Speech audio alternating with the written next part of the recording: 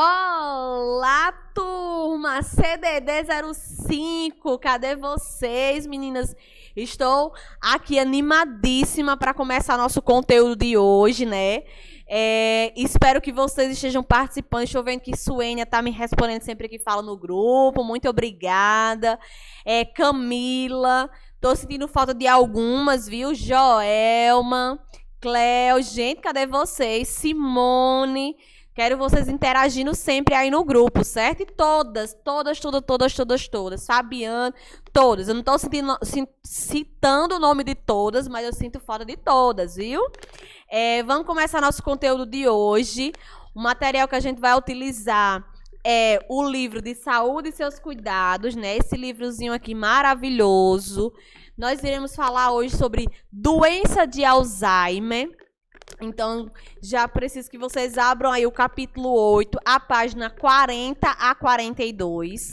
E aquele avisozinho de sempre, né, pessoas? Quem ainda não leu o material, pausa o vídeo nesse exato momento e já faz aquela leiturazinha prévia, já vai fazendo as anotações de vocês. Porque no decorrer do que eu vou falando aqui, vocês já vão, né, entendendo melhor e esclarecendo até algumas duvidazinhas que vai ficando quando vocês estão lendo, certo? Então, é uma forma da gente trabalhar aí juntas a juntas, né? De mão dadinhas. Então, posso contar com vocês, pausem aí, leiam o capítulo e depois liberem o vídeo aí, certo? Então, 1, 2, 3 e valendo! Vamos lá? Gente... a previsão de hoje, nós iremos aprender o que é a doença de Alzheimer, certo? Nós iremos conhecer os estágios dessa doença, certo? A gente sabe que o Alzheimer é dividido em 3 estágios, então nós iremos aprender que estágios são esses, ok? E também iremos ver os cuidados que vocês, cuidadores, precisam ter com esses pacientes que sofrem com essa demência. Certo?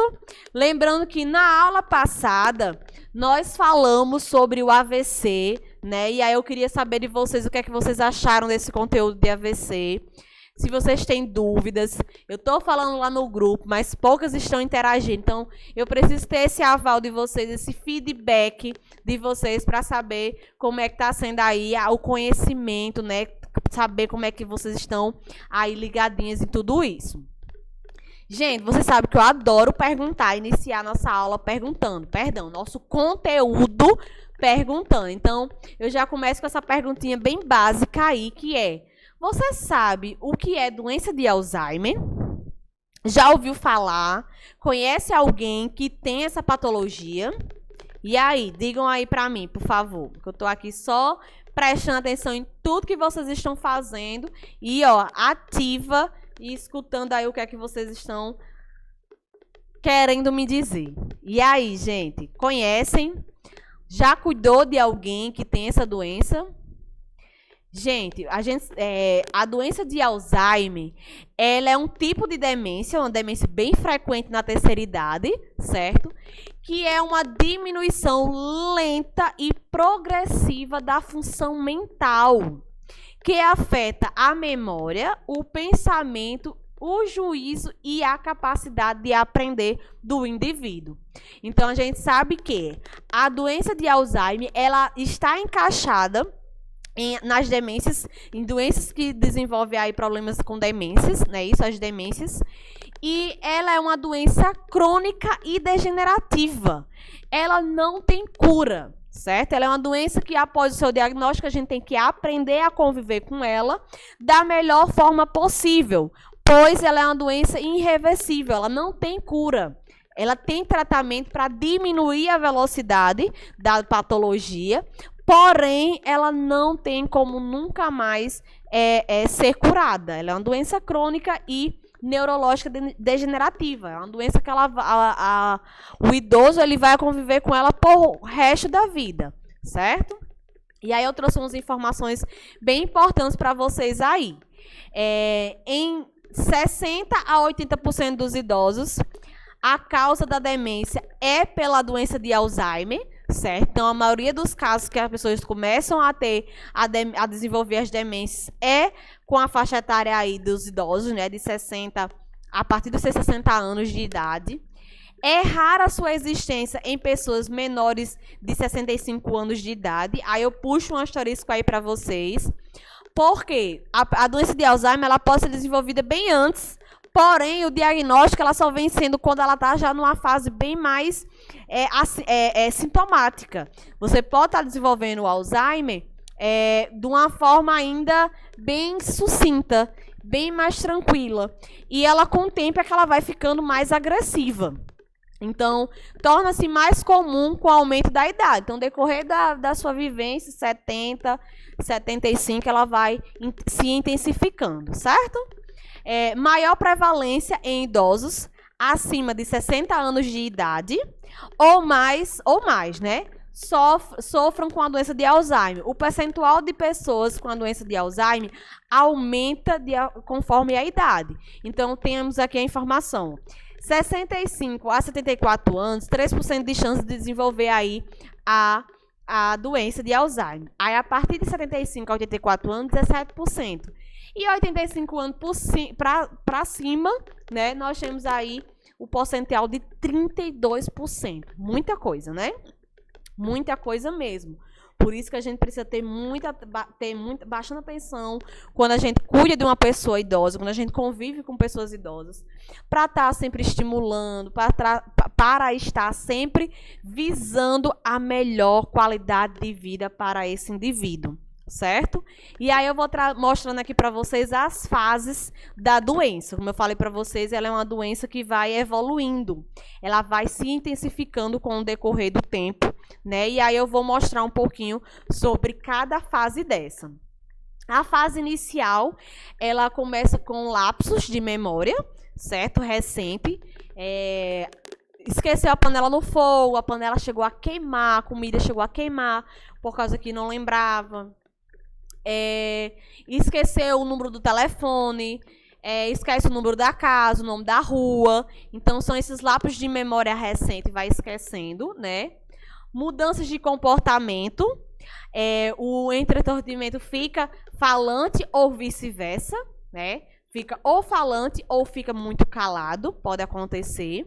Você percebe que houve uma modificação de personalidade da pessoa.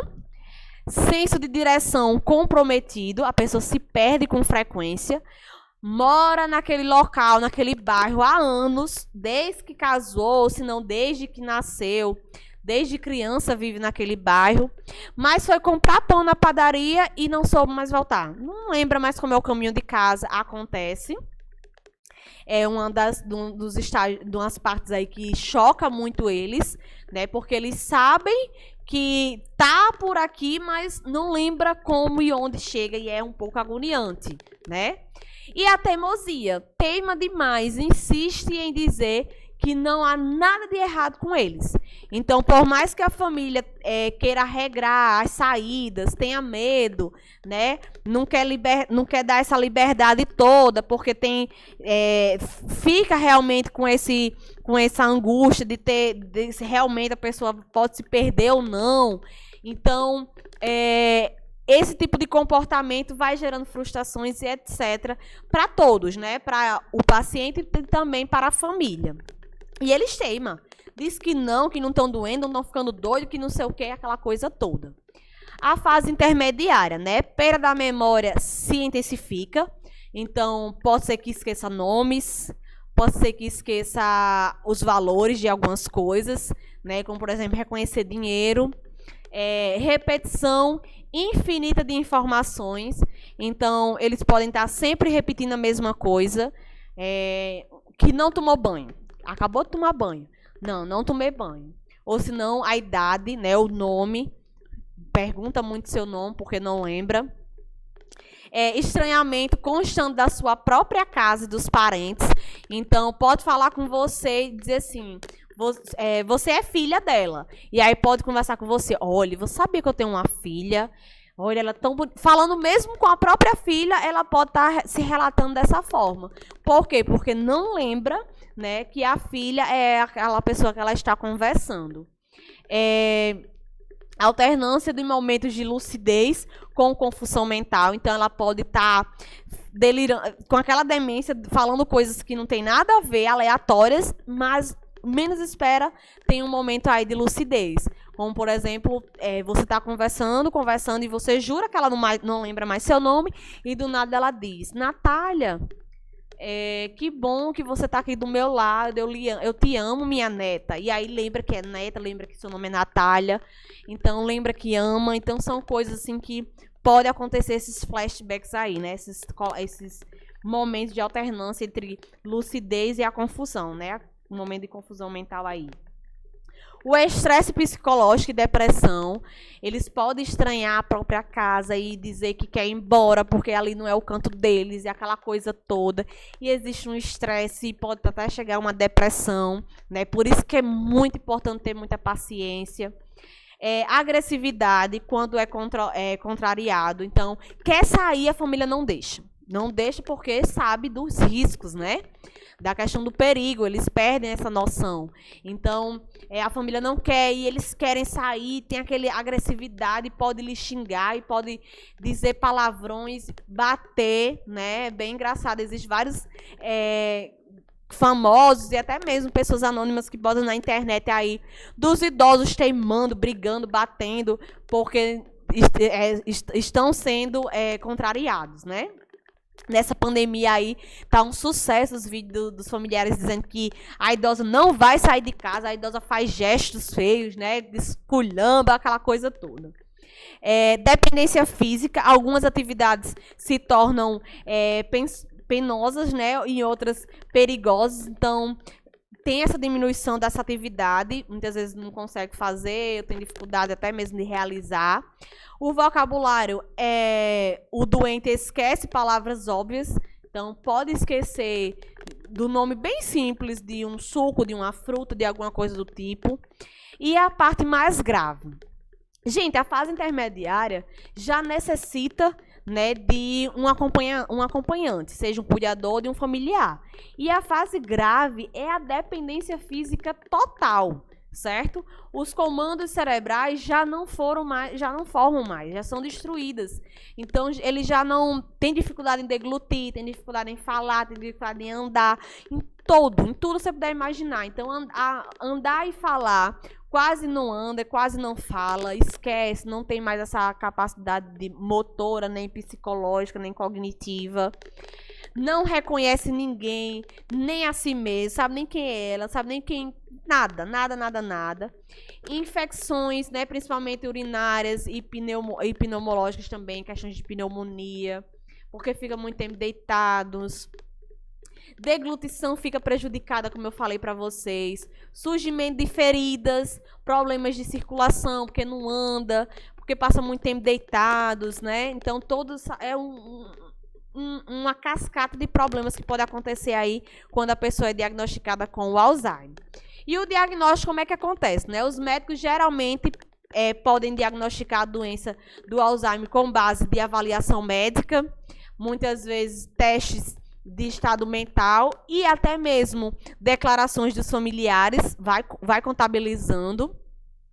Geralmente, os exames de imagem, eles podem até pedir, né?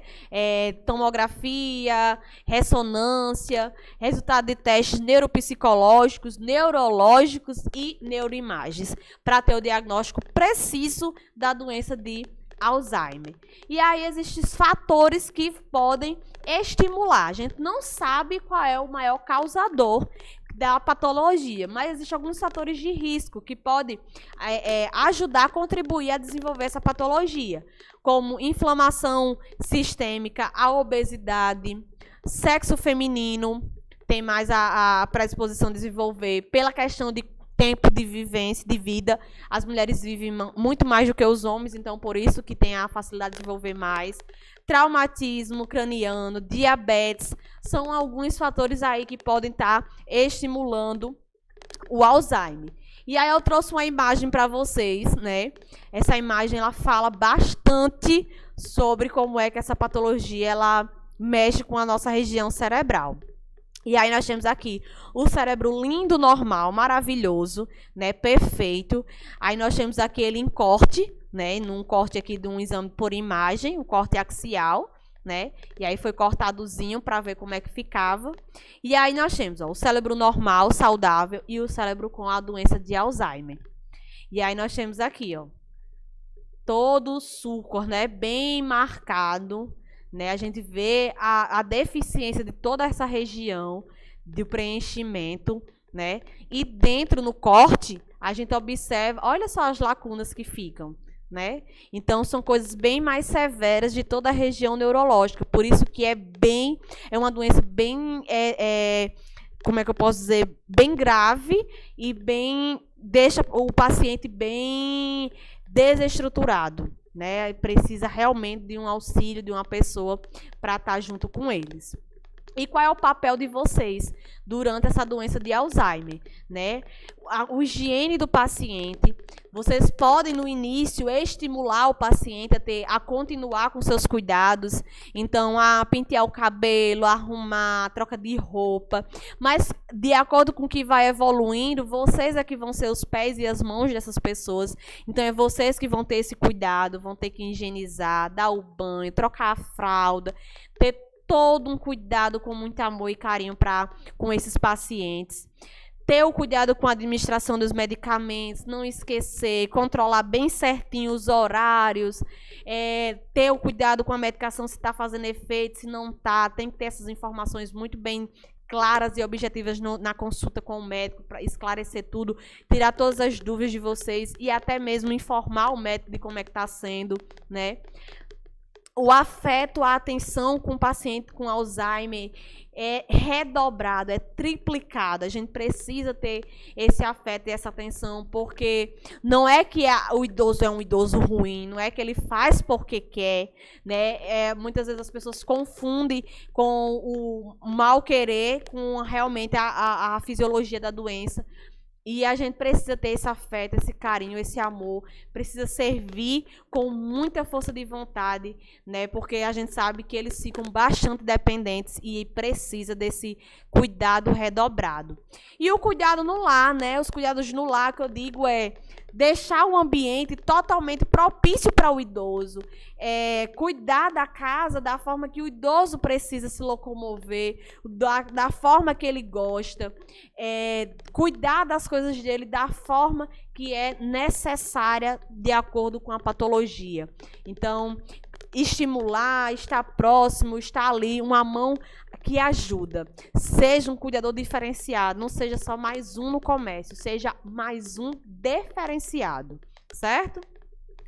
E aí, sobre as atividades, né? Gente, a nossa atividade, eu sempre pergunto de acordo com o que a gente está estudando, de acordo com o que a gente está aprendendo.